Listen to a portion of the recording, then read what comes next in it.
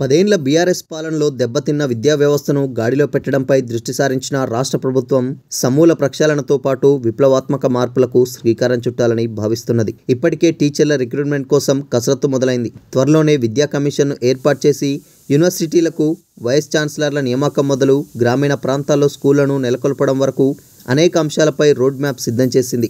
ముఖ్యమంత్రి రేవంత్ రెడ్డి అధ్యక్షతన సచివాలయంలో శుక్రవారం జరిగిన ప్రత్యేక సమావేశంలో పలువురు విద్యాధికులు, రిటైర్డ్ ఐఏఎస్ అధికారులతో విద్యారంగంలో తీసుకురావాల్సిన మార్పులపై లోతుగా సమీక్ష జరిగింది.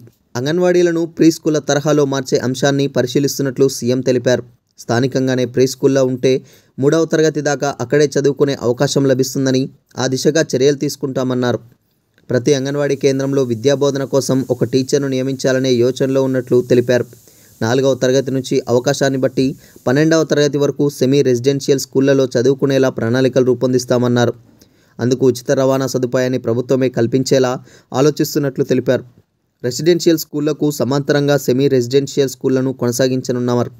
ముఖ్యమంత్రి విజ్ఞప్తి మేరకు సమావేశానికి హాజరైన ప్రొఫెసర్లు హరగోపాల్ కోదండరాం, పిఎల్ విశ్వేశ్వరరావు, శాంతా సిన్హా, అల్తాజ్ జానయ్య, పద్మజాషా, లక్ష్మీనారాయణ, మాజీ ఐఏఎస్ అధికారి ఆకునూరి మురళి విద్యా వ్యవస్థ బలోపేతానికి సంబంధించిన పలు సూచనలు చేశారు.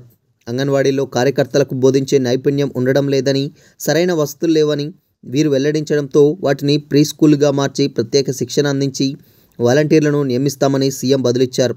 యూనివర్సిటీల్లో వీసీల నియామకానికి ఇప్పటికే సెర్చ్ కమిటీలను వేశామని, త్వరలోనే నియామకం పూర్తవుతుందని ముఖ్యమంత్రి క్లారిటీ ఇచ్చారు.